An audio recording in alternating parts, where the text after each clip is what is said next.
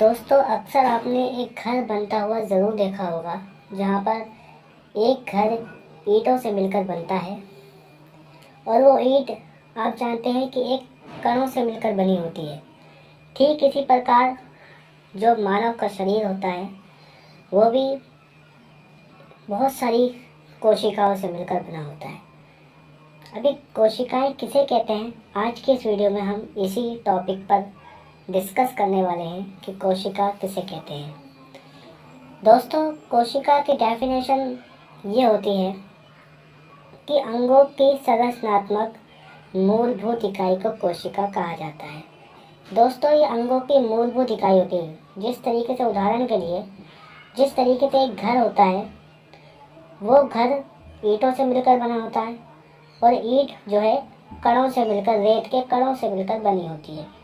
ठीक इसी तरीके से मानव का जो शरीर है वो अंगों से मिलकर बना होता है और हर अंग जो है ऊतकों से मिलकर बना होता है और ऊतक जो है कोशिकाओं के समूह से मिलकर बने होते हैं। यदि पता ये चला कि जिस तरीके से एक घर की एक मूलभूत इकाई एक रेत का कण होता है, ठीक इसी तरह मानव के शरीर की जो मूलभूत इकाई है वो होती है कोशिका। ठीक है, कोशिका की खोज के बारे में अगर हम बात करें तो इसकी खोज 1665 में रॉबर्ट हुक ने की थी। उन्होंने इसकी खोज कुछ इस प्रकार की, उन्होंने एक कॉर्क का स्लाइस ली और उसका जो है सूक्ष्मदर्शी की सहायता से उसको स्टडी किया। स्टडी करने के बाद उन्होंने देखा कि जो कॉर्क है उसमें एक तरीके के बक्से बने हुए हैं। ठीक है, बक्से जो है विभाजित बक्से बने हैं। उन विभाजित बक्सों को रॉबर्ट हुक ने कोशिका का नाम दिया। आइए कोशिका के बारे में कुछ और जानकारी लेते हैं। दोस्तों, आपको पता होना चाहिए कोशिकाओं की संख्या कितनी होती है। ठीक है, मानव के शरीर में क्योंकि जो कोशिकाएं होती हैं वो सजीवों में पाई जाती हैं और ये कोशिकाओं की संख्या कितनी होती है इसका अंदाज़ा लगाना बहुत मुश्किल है। कोशिकाओं की संख्या अरबों खरबों में होती है। ठीक है, कोशिका की आकृति दोस्तों गोल भी देखी गई है। कोशिका की आकृति शाखान्वित भी होती है। कोशिका की आकृति जो है चपटी गोल जैसे सिक्का होता है वैसे भी होती है।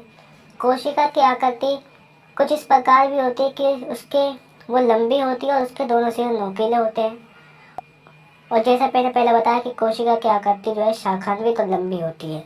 जैसे हमारी ह्यूमन बॉडी में तंत्रिका कोशिका, ठीक है, जिसकी आकृति जो है शाखान्वित होती है। ठीक है, यानी उसकी शाखाएं होती हैं। का हम जानते हैं सबसे छोटी कोशिका जीवाणु कोशिका होती है और सबसे बड़ी कोशिका जो है शतुरमुर्ग का अंडा है। ठीक है, कोशिका के पार्ट्स भी होते हैं। कोशिका के अंदर बहुत सारे पार्ट्स होते हैं, जैसे कोशिका झिल्ली, कोशिका द्रव्य और केंद्रक। केंद्रक जो होता है ये हमारा कोशिका के जो है बीच में गोल आकार का जो है होता है।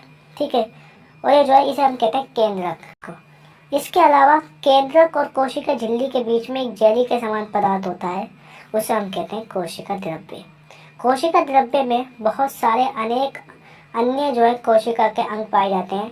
ठीक है, यानी सिर्फ यही कोशिका के अंग नहीं होते, कुछ छोटे छोटे अंग कोशिका के होते हैं जो कोशिका द्रव्य में पाए जाते हैं, जैसे माइटोकॉन्ड्रिया, राइबोसोम, गाल्जी काय।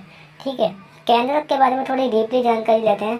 केंद्रक जो होता है दोस्तों, इसमें भी जो केंद्रक जो होता है ये हमारा कोशिका द्रव्य से अलग एक झिल्ली के द्वारा होता है, जिसे हम कहते हैं केंद्रक झिल्ली। ठीक है, इसके अलावा केंद्रक जो होता है, केंद्रक में भी कुछ डीपली जब हम जाते हैं तो उसमें भी कुछ चीज़ें होती हैं।